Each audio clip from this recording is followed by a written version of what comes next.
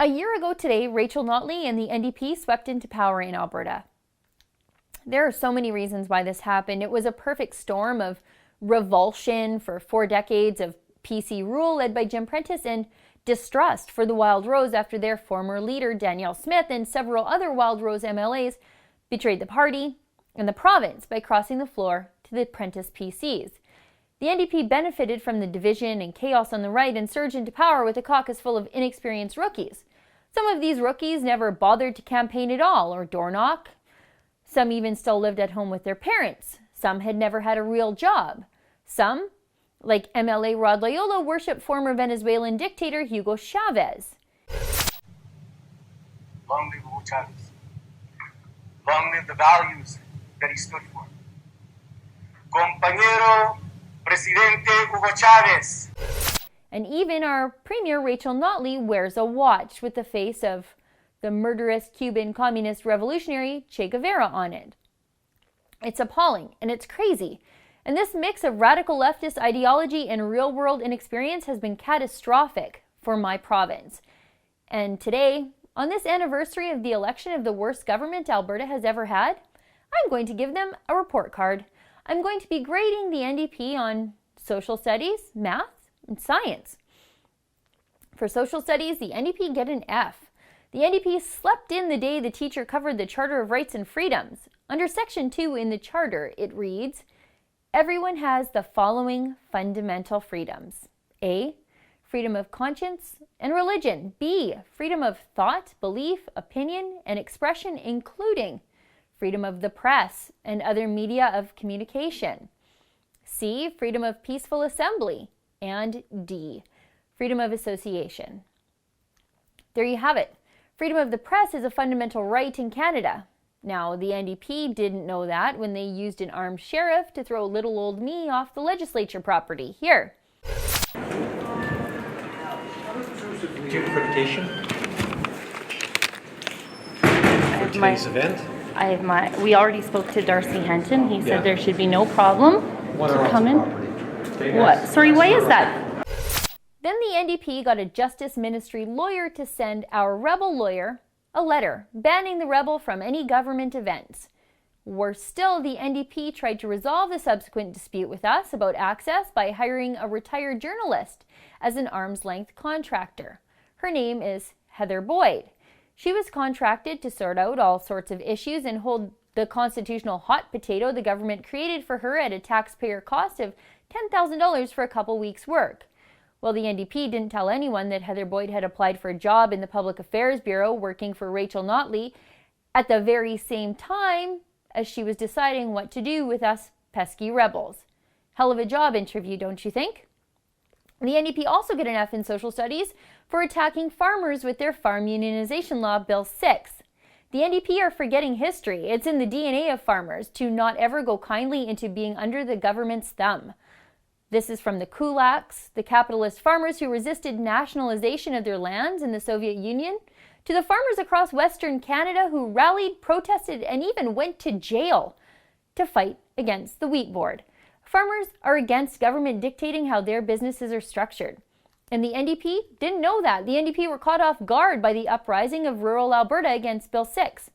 Social studies? Fail. Now, the NDP also get an F in science and biology. The NDP knew as early as February of this year that the wildfire season would be one of the worst on record after a large forest fire in Jasper National Park. Yet, in April's budget, the NDP cut the wildfire fighting budget by millions. Here is Wild Rose leader Brian Jean, an MLA for Fort McMurray, being accused of fear-mongering for asking questions about wildfire fighting spending in his community. Watch this. They cut the budget for fighting forest fires. They did it. Nobody else did it. They need to take responsibility. This is serious. It's only May, and we can't just hope for wet weather to come around and to help. We need to get these decisions right. In February, a tender was issued for a water skimming air tanker group.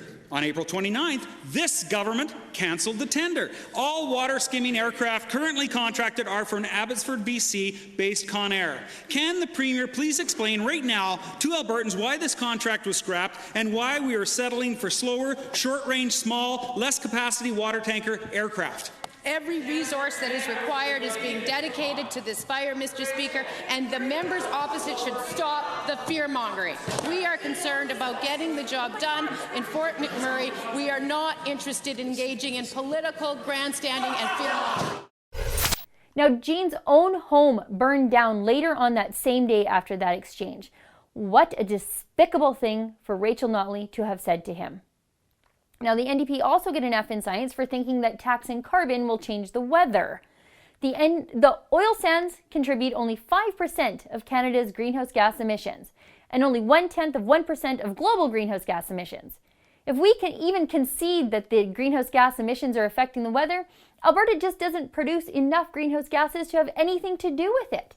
And shutting down all of everything we do tomorrow and adding huge taxes to every family to discourage fossil fuels won't change a thing. It will only make Albertans poorer. Science? Fail. The NDP also get an F in math. This is no surprise, right, guys? The NDP have released 2 budgets that will plunge Alberta into record levels of debt. Now, that debt was paid off in 2004 under Ralph Klein. After the first NDP budget, companies were abandoning Alberta projects and laying off their employees. Shell abandoned its Carmen Creek project just hours after that first budget came out. And the layoffs continued through the fall and winter and even the spring until the latest NDP budget was announced. After that budget, a few weeks ago, Alberta saw 2 credit downgrades almost immediately. One from DBRS and one from Moody's. Jim Prentice told Rachel Notley math is hard. I'm not a Prentice fan, but he was right about that for sure. Math is hard, and the NDP get an F. In math, they fail. The NDP get a failing grade in government. They are bad at math, social studies, and science. And that seems strange to me because many of the NDP MLAs are not that far removed from high school. After this year, the Alberta NDP are not getting any better. Unlike most people who are new at learning a skill like math, growing up, and management, the NDP are managing to get worse, not better. Maybe that's the only thing the NDP are good at, getting worse. We have 3 long years ahead of us, Alberta, but then we can help the NDP graduate from government and go off to, I don't know, clown college. For the Rebel.media, I'm Sheila Gunn Reid.